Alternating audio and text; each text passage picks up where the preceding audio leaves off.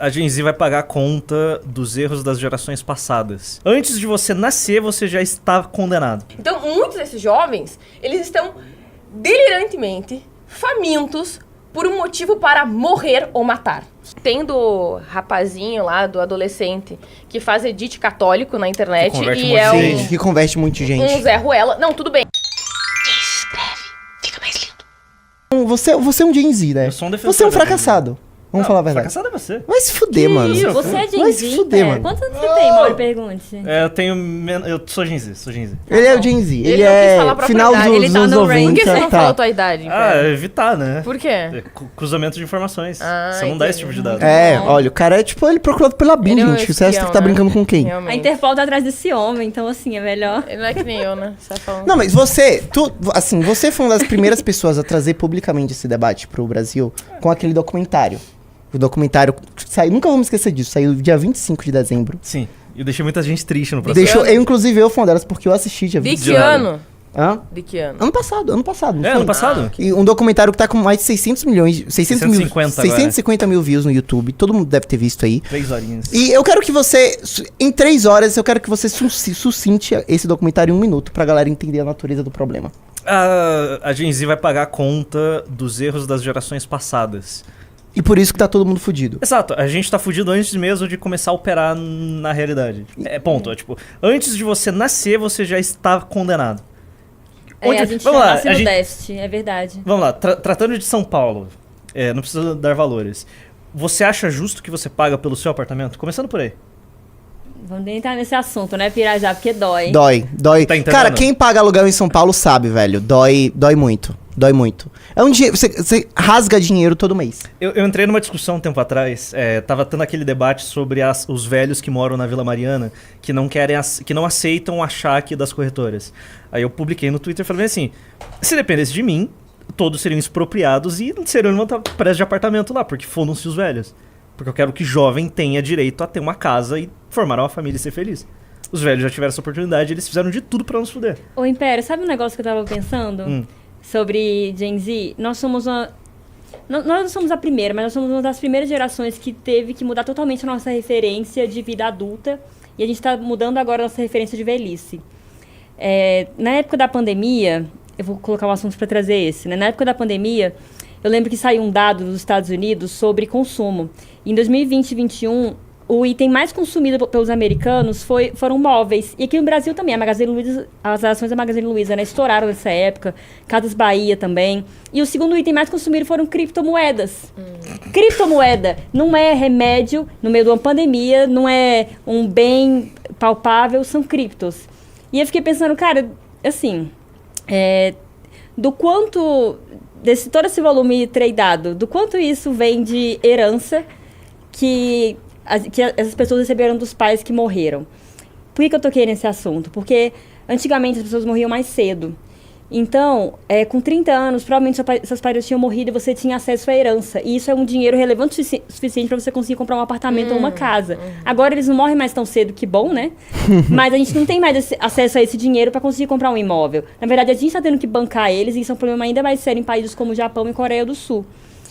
E a partir disso, a gente também está tendo que mudar a nossa percepção do que é a velhice, porque antigamente uma pessoa de 60 anos de idade já estava muito velha, tinha muitos problemas de saúde, não tinha acesso à medicina como tem hoje. E agora uma pessoa de 60 anos, ela tem, às vezes, muito mais vitalidade do que nós, que temos 30. E essa pessoa, como você falou, ela está usufruindo de uma vida que a gente está bancando. Ela já se aposentou, ela vai viver uns 40 anos ainda. A gente vai ter que bancar toda a aposentadoria dessa pessoa, dessa população enorme que só cresce, enquanto nós não temos perspectiva de alguém nos bancar, porque o número de nascimentos só diminui. Então, assim... Ai, gente, desculpa, eu não queria trazer um climão. Assim, pessoal... Não, tá certo. O dado mais extremo que eu vi quando eu tava fazendo a minha pesquisa é que em 2100, cada trabalhador chinês vai sustentar 2 idosos. Até 2100. 2 idosos. A China deve estar... A China tá arrependida da política, né, de filho único. Não, com toda certeza. E tem um dado bem curioso, tá? Principalmente em relação a cripto, né? Porque se a gente for fazer um retrocesso bem maior assim, a gente vai ver que em 1971, mais ou menos, foi quando o Nixon, ele finalmente rompeu com a ideia de deixar o dólar vinculado ao ouro, ou seja, você tinha um lastro de raridade na moeda e, por consequência, a inflação era muito menor. Então, o poder de compra naquele período, não só nos Estados Unidos, mas no mundo inteiro, afinal de contas, o mundo todo estava 100% dolarizado, e ainda é hoje, né? Então, quando teve essa quebra, inclusive é só você acessar aí, abre uma aba no Google e escreva assim, What the fuck happened in 1971? O que diabos aconteceu em 1971? Enfim, depois da quebra do padrão ouro, então, meio que os jovens pararam de confiar na moeda fiduciária, na moeda fiat, e por causa disso, meio que o nosso poder de compra diminuiu e, em certa medida, isso deixa de difícil comprar até um carro. Cara, um Kwid hoje em dia, que eu costumo falar lá no Twitter, custa 100 mil reais. Então, é completamente inviável, junto com a expectativa de vida aumentando. A base do INSS completamente falida, baseada no modelo do Otto von Bismarck de hereditariedade. Ou seja, a gente tem que esperar alguém morrer pra gente receber a nossa aposentadoria. Então isso gerou todo esse clima, né? Então o jovem fica descrente e uma das razões do porquê a geração Z estar tão influente, mas tão influente com criptomoedas é exatamente essa. É uma certa descrença à moeda tradicional e o modo pelo qual as nossas relações acontecem. Não tô dizendo que isso é correto ou que essa é a salvação, mas isso meio que justifica um pouco porque tá tendo essa fuga, sabe? Eu acho que pra gente analisar corretamente esse cenário, a gente tem que perpassar que a geração Z é a primeira geração a enfrentar a crise econômica que os millennials propagaram, os boomers propagaram, e a gente está tendo que lidar com isso. Então, esse sentimento de descrença vai não só na questão moral, mas na questão monetária também. Como fugir dessa sensação de fracasso? Porque, cara, de verdade, se eu não tivesse... Assim, eu tô sendo sincero. Se eu não estivesse aqui no MBL, na missão, eu não tivesse sabendo que minha vida tem um propósito, eu me sentiria um fracassado. Posso defender o Millennial aqui? Chegou o Millennial. Chegou o velho. Vai lá, Boomer, vai lá. O que a gente fez? Que eu não entendi. A gente só se fudeu. Usa o microfone da Lara, Acho que o meu tá melhor pra você. Não, a gente não fez nada. A gente só perdeu. O Millennial é o maior loser nesse jogo. Porque ele perdeu e não reagiu. Ele tomou um soco e ficou olhando. Verdade. No caso, Mas assim, o millennial brasileiro, eu gosto de martelar isso, o millennial brasileiro, ele é o mais perto do equivalente de um boomer americano. Porque o millennial teve uma pequenina janela de oportunidade em que a gente tinha uma economia crescendo, uma moeda o estável, dólar 1 para 1,95, 1 para 1, né? você tinha um acesso muito facilitado ao ensino superior. O problema é que essa demanda de ensino superior era muito pequena, a gente não precisava de tanta gente formada. Então, um monte de millennial entrou no ensino superior, entrou no mercado de trabalho e antes mesmo de toda essa geração se formar, já tinha acabado a demanda. E os millennials pegaram os juros a 2% em 2020, 2021. Sim. Então, vocês conheceram juros, gente, a um dígito só. Então, assim, pra conseguir comprar um apartamento pros millennials foi muito mais fácil exato. do que vai ser pra nós, né? Não tem Como nós temos? Quantos anos, Lara? Vai. Uai. Que eu tô assistindo que ninguém aqui mais é Millennial, não. Todo mundo vocês são zoomers. Só aí. tem zoomer aqui. Eu sou zillennial. São 3 Eu acho, eu sou zoomer. eu sou o único millennial. Você é millennial? Você Ô, Bahia. nasceu ontem, meu filho. Bahia, Ah, a não, geração Z começou em... Ó, Bahia. entre A geração Z começa em 98. 95 e 97. Tem 95 24 97. Esse debate aí. É. Eu jogo pra 95. 95 a 2010, 15 É, anos. 95 a 2010 é Gen Z, né? Exato. É, eu sou Gen Z. Então, Os velhos somos eu e o Renan. Spectro é... Spectro sou tem. millennial. Millennial. É, E então. mesmo assim não comprou apartamento ainda. Não, eu tô... Não sobra nada. Calma, que isso. mas a saída... Sinceramente, uma das saídas que eu vejo para o Zoomer não sentir tão fracassado é justamente sobre o que o Daniel escreve. Tranquilamente, uma das contas mais interessantes no Twitter hoje. Disparado. Não, assim, eu acho que se a gente for pensar em alguma salvação, e assim, se a gente for reverberar em toda a época da humanidade, sempre existiu alguma dificuldade, sempre existiu guerra. E a tese do Michel Eliade, né? A história é certamente um pouco cíclica nesse sentido. E tem um exemplo que eu uso muito, que foi um exemplo que eu usei no texto do Substack, que é a história do Boécio. O Boécio, ele foi um filósofo da filosofia antiga tardia, muito importante, sistematizou categorias e outras coisas, mas o que aconteceu? O Boécio, ele foi preso. Ele estava sem a liberdade dele, por questões políticas, inclusive, e ele estava sem qualquer acesso a bens, qualquer acesso à mercadoria, ele estava sem acesso a absolutamente nada. Fazendo um paralelo similar, dadas as devidas proporções, usando um pouco da hipérbole, dada a situação atual que a geração Z está. Mas qual foi a saída do Boécio? O Boécio estava preso, estava sem nada e ele começou a olhar para dentro de si. E ele começou a tentar se perguntar não só sobre o sentido da vida, mas sobre um propósito maior. Enquanto Boécio era preso, ele também era torturado. E entre as torturas dele, ele escreveu um livro chamado Consolação da Filosofia. E esse livro é belíssimo, é uma ode à própria filosofia, é como se a filosofia se encarnasse e conversasse com ele numa forma de diálogo. E ele encontrou contentamento frente às ações externas. E o que eu quero dizer com isso, tá? Pra não tomar muito tempo. É que muitas vezes os fatos externos vão estar ruins, mas muitas vezes é como você interpreta esse fato externo e sobre o que esse fato externo vai propiciar para você dentro de um aspecto de interioridade. Então, talvez um Kwid esteja custando R$100.000 e você não tem um carro, mas qual a perspectiva que você está olhando sobre isso? Você pode pegar essa perspectiva e usar da tese do Dancing in the Chaos, dançando no caos, e a partir disso você usar para elevar ou se provar e crescer, né? É aquela velha tese, janela de oportunidade, né? Você é tipo um coach pra milênio. Que porra de coach? Vai se fuder, mano. Respeito filósofo. Bahia. Não, mas porque, por exemplo, a gente falou aqui da falta de perspectiva. Vocês acham que alguns apegos, como por exemplo, pessoas da minha geração têm um apego muito grande à Palestina. Então é muito comum você ver meninas da minha geração, tipo, a Palestina livre. E ela não tipo, foda-se a Palestina, olha, entendeu? Eu tenho Vocês acham que esse tipo de pauta, esse tipo de coisa, no fim acaba sendo um subterfúgio pra pessoa ter algum combustível, algum Agora, motivo eu vou pra dar minha continuar opinião fazendo? sobre essa história. Acho que eu vou levar um tempinho. Pois bem, eu gostei do fio que tu trouxe em relação a senso de propósito e tal. Porque assim, ó, já faz um tempo, né, que existem essas gerações sucessivas de jovens que vêm e revolucionam tudo, eles criam certas revoluções culturais e comportamentais e depois essas pessoas amadurecem, criam família e seguem a vida de um jeito cíclico e, enfim, típico. Isso é relativamente comum e, na verdade, é natural por uma questão de amadurecimento do córtex pré-frontal. As pessoas, elas experimentam muito mais, elas querem fazer coisas diferentes, elas são muito mais curiosas e tal. Ok, isso é natural. A questão é que hoje, o tecido social de crenças foi completamente desintegrado. As pessoas já não se reconhecem mais umas nas outras. Não existe mais nem mesmo cultura de massa, porque antigamente ainda tinha. Hoje nem isso mais tem. Que dava certa unidade. Exatamente, que dava uma certa unidade para as pessoas. Então, o que existem? Certos nichos muito específicos em que as pessoas estão tentando encontrar senso de propósito através do compartilhamento de determinadas crenças, mas é tudo de modo muito limitado.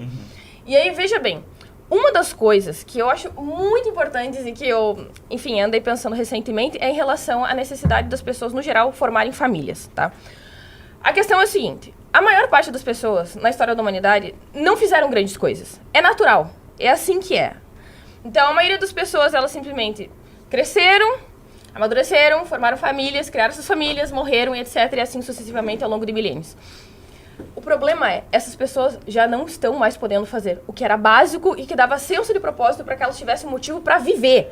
Então, muitos desses jovens, eles estão delirantemente famintos por um motivo para morrer ou matar. Sim. Entendeu? E, pelo menos, né, analisando de uma perspectiva mais cristã, tu poderia encontrar um motivo transcendental, muito valioso, que faça com que tu queira morrer por uma causa, pelo menos. Mas muitos desses jovens são cooptados por movimentos radicais e radicalizantes que fazem com que eles acreditem, eu tenho algo para matar, eu tenho um inimigo para combater, porque é isso que dá sentido para a vida deles. Aí uma coisa que eu estava comentando outro dia com um amigo, em relação a revoluções. Não que os revolucionários não tivessem famílias, mas geralmente os que têm família não querem uma revolução.